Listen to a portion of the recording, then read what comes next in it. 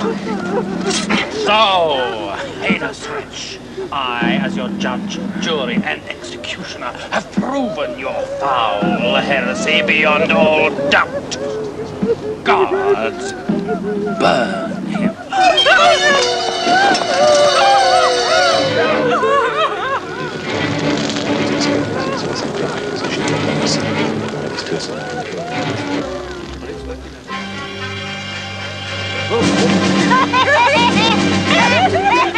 Never fear, Reverend.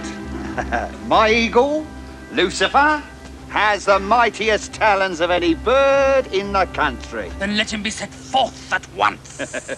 Lucifer, kill!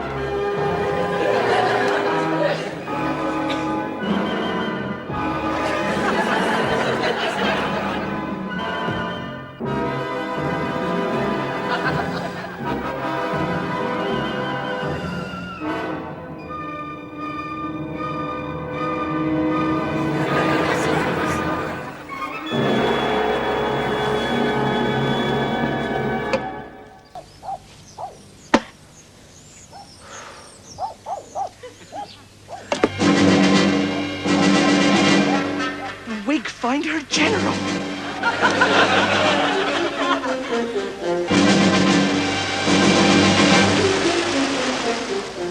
He's coming!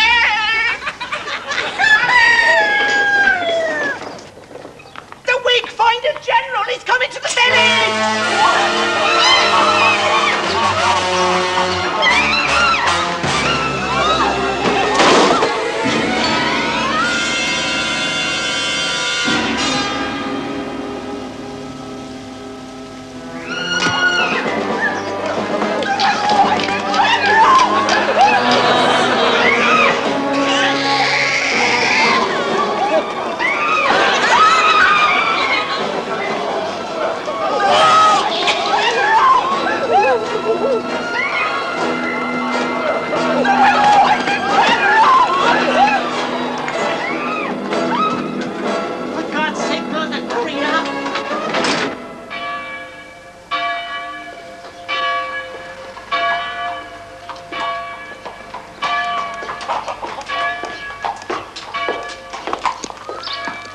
Yes, I fancy we shall find plenty of wigs in this village. See, even the houses are wearing them.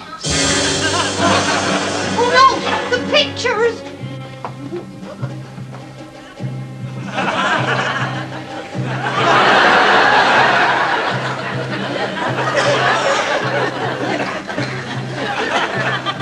No!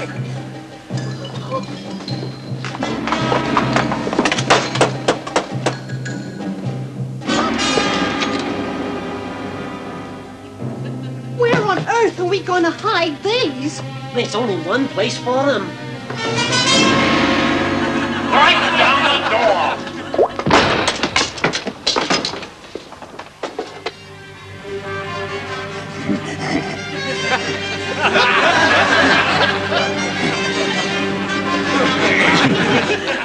Arrest that man.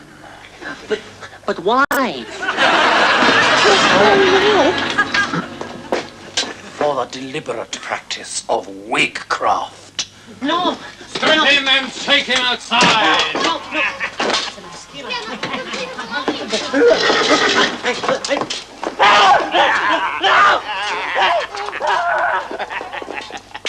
Now we shall prove whether or not this man is wearing a toupee. Proceed with the test. Oh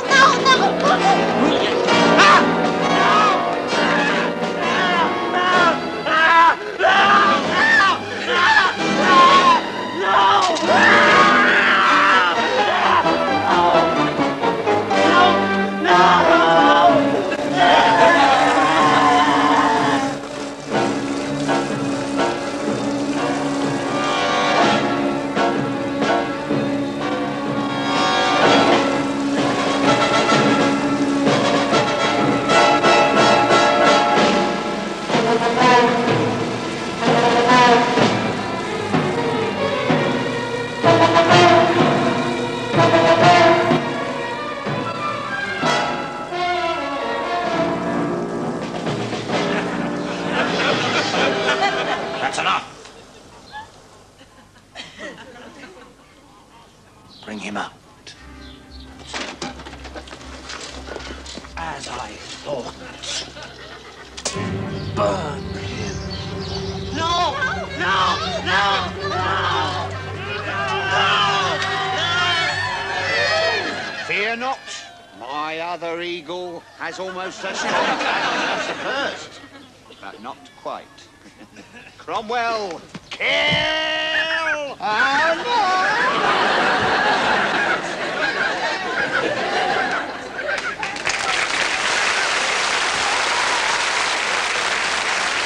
Woodfinder General, by any standards, one of the most remarkable films ever to come out of the Hammer Studios, and probably the most popular motion picture that Lottie Straightman never made.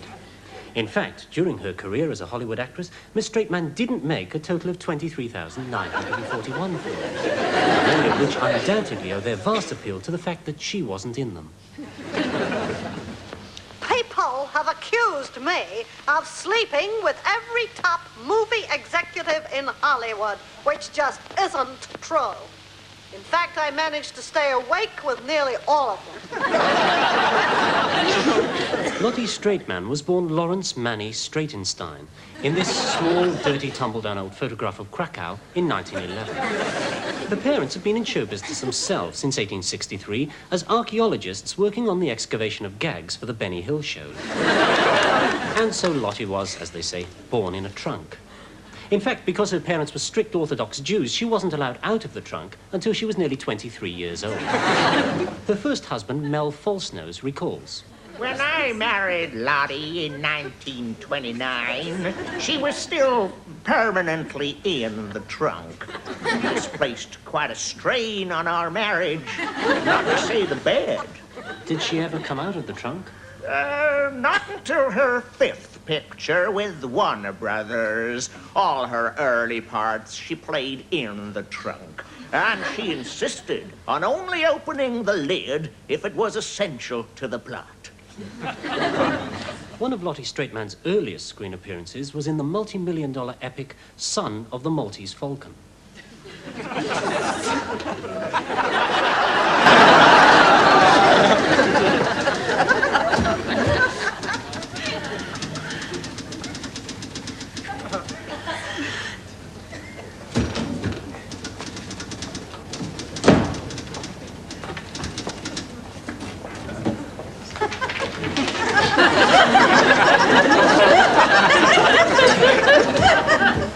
Hello?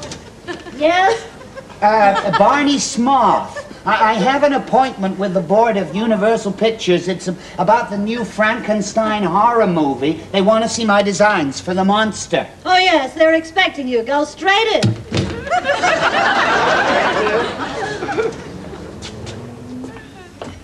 Ah, Barney, come in, come in. We've all been looking forward to meeting you. Oh, my God. Close the door. Take a seat. Make yourself at home. I'm Walter J. Schmerton, chairman of the board. And this is J.J. Herman J. Metzarelli-Heimer, head of production. And this is J.J. Mary J. Rosenstern J. head of stupid American initials. And we're pleased to meet you. Hi there. So, now you've got the designs for this hideous monster that's going to terrify audiences all over the world, have you? Well, Hey, now don't let's rush the man. Perhaps he'd like a drink first, hmm? Please, a big one. Fine.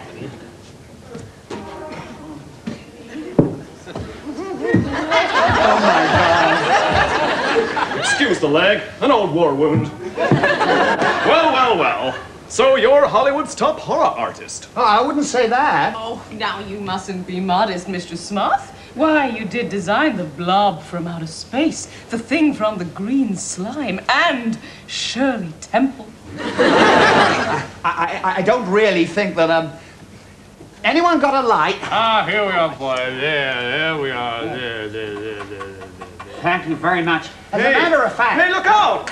Oh, that was close. You nearly set fire to your designs there by mistake. I did? How stupid of me.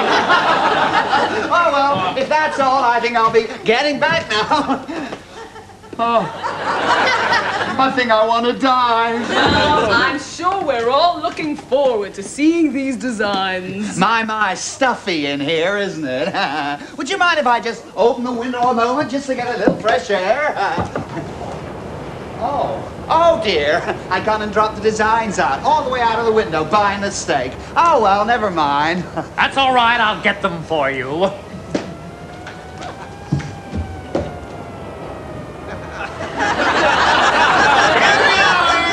Come and sit down, Barney. There, now we can have a good look-see. You don't want to look at those. They're really not horrific at all, and they're totally unscary. Oh dear, look what I just gone and done. I gone and torn it all to pieces. Oh, well, never mind.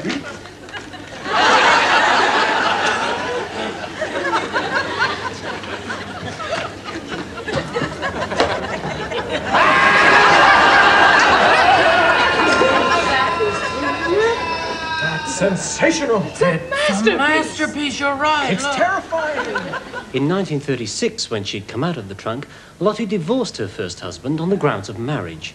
Her second husband was female impersonator and part-time Liberace, Ron quite butch, really. I shall never forget when Lottie was expecting our first child. She told me she didn't mind whether it was a boy or a girl. And of course, that's exactly what it was. As her movie career developed, so too did her reputation as a man-chaser. And her infidelity reached a peak in August 1938, when her 27th husband was granted a divorce after citing the crowd scene in Ben-Hur as correspondent. It was during this period that she did some of her most famous work. Here she is, playing the end of a commercial break.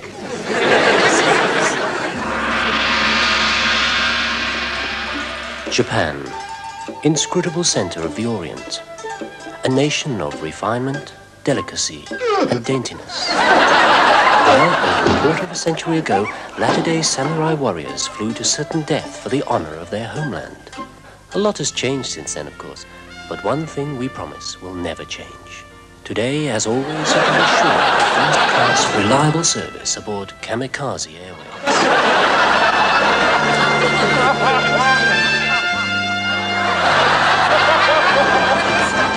Every day, we fly up to 25 jumbo suicide missions around the world to the American aircraft carrier of your choice. Guaranteed personal annihilation and an utterly futile gesture of loyalty to the Divine Emperor are among the hallmarks that make Kamikaze Airways the world's #1 airline. Ask for details at your local undertakers now.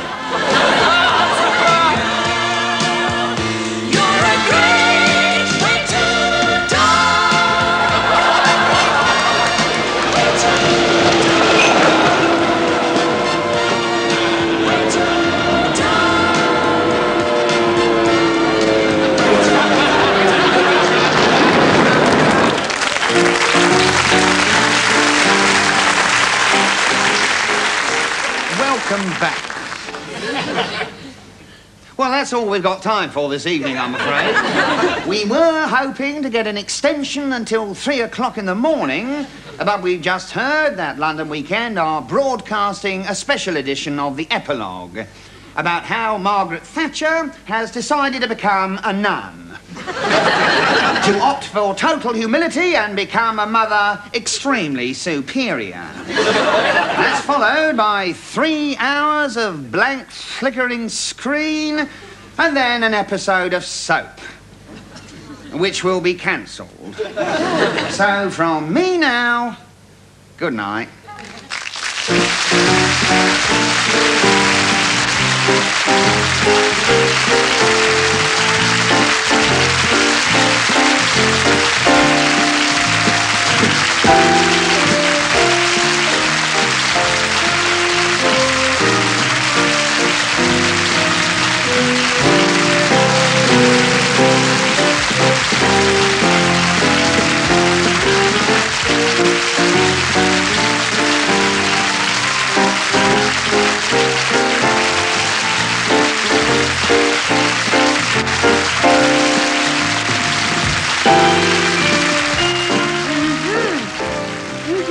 Well, Mr. Adams, you seem to have put on rather a lot of frost this past week. I'm terribly sorry, Doctor. I've been trying to cut down. Oh, yes, not with success, it seems. Yes. Just one of hundreds of middle-aged men in Britain today who are becoming grossly overfrost. It's a condition that many people would rather not talk about. But here at Frost Watchers, dedicated therapists work continually to help those suffering from the effects of hyperfrostia, or, as it's more commonly known, obesity. Dr. Glyn's dummy microphone, how serious is the problem? Well, of course, most people probably have a bit of surplus frost about their bodies, a clipboard, say, or a set of bathroom tiles in place of their front teeth. But I don't think the public realises that in severe cases, being overfrost can lead to more serious things: obscurity, death, and eventually Yorkshire television.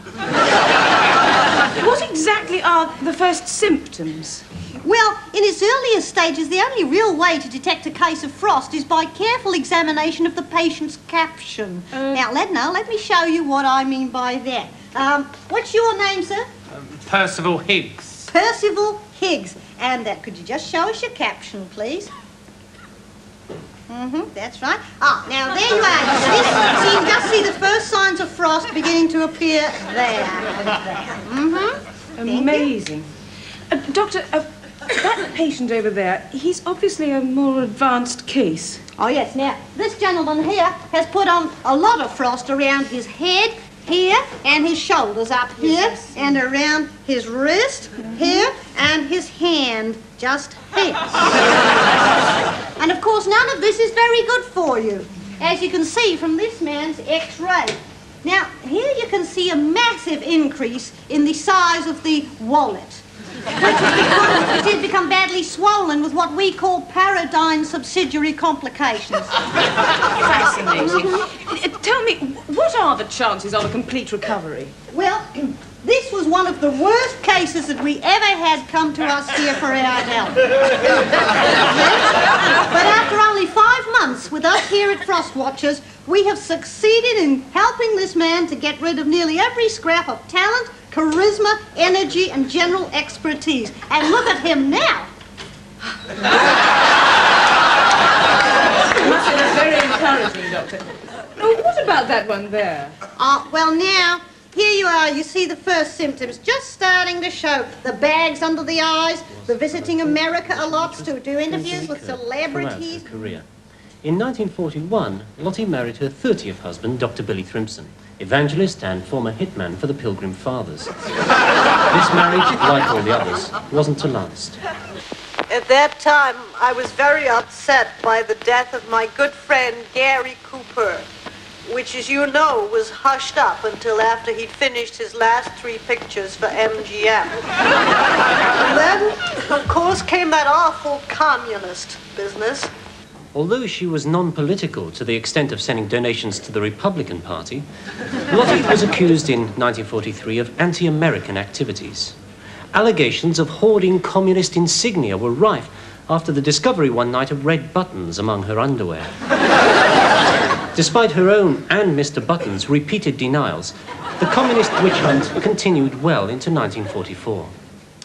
Of course, the whole notion that Lottie was a commie was utterly absurd. Why, I remember when I first met her in Baltimore, I asked her what life was like in America. She said, well, you know, can't complain. I said, same as Russia then.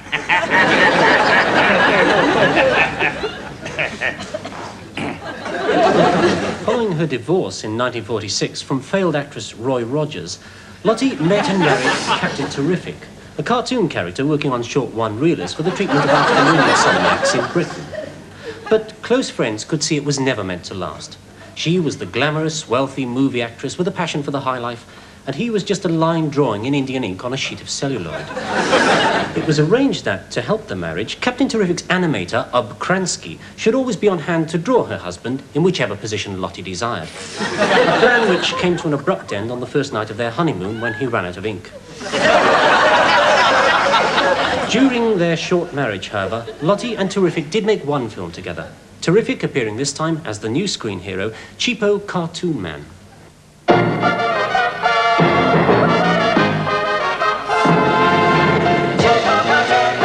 At the headquarters of the sinister Dr. Voiceover Acting. Curse, cheapo cartoon man. Thanks to him, I must spend my life in this wheelchair, thus avoiding the need for my legs to be animated. I'll show him I mean business.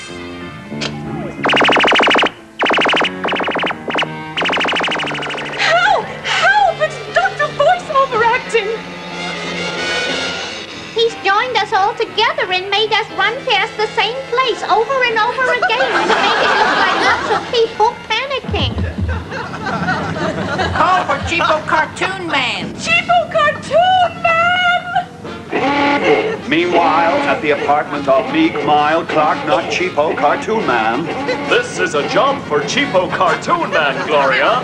What can we do? Nothing. All you ever do is stand there and blink your eyes up and down, the same as I do. It's hopeless. That's what she thinks. Look, over there. Where? Cheapo Cartoon Man. But a moment ago, when I was exactly the same drawing, only turned over on the other side, I was talking to Clark. Clark had to rush off, I'm afraid. Now then, to work. Has there been a delivery for me from the Acme Standard Lamp Company? Why, yes, there they are. 400 of them, all totally identical. Good. Fortunately for us, this room is only 6 feet wide, but 7,000 yards long. Now then, Gloria, while I stand with my head at a dramatic angle like this to make my motionless body look more interesting, you position all the standard lamps 10 feet apart, all the way down the room. Hurry! Right, here we go! I'll soon catch that evil villain now.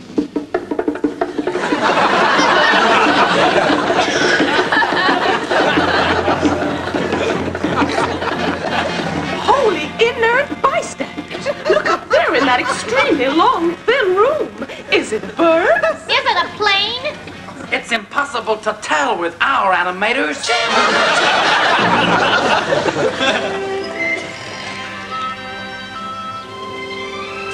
It was here, in this cemetery in Boston, Massachusetts, that Lottie Straightman was buried in 1964.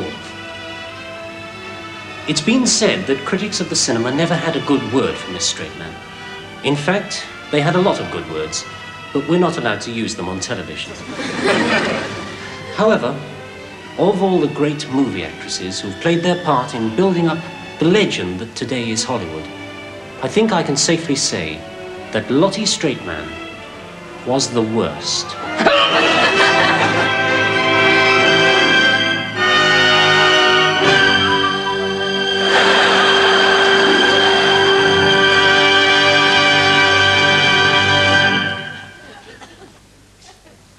You're watching BBC One.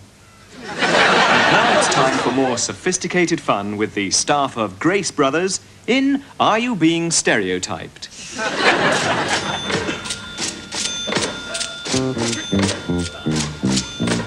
Ground floor, poofters, always taking inside legs, mixing around with silver hair and camping out like fairies going up. First floor, huge ears, jokes concerning FA Cups, nurses in short dresses who constantly bend over going down. Second floor, randy men who try and talk like Hancock, everyone on one side of the table in the restaurant going up. Third floor, dumb blondes, middle-aged old spinsters who paint their hair bright purple and talk about their pussies going down.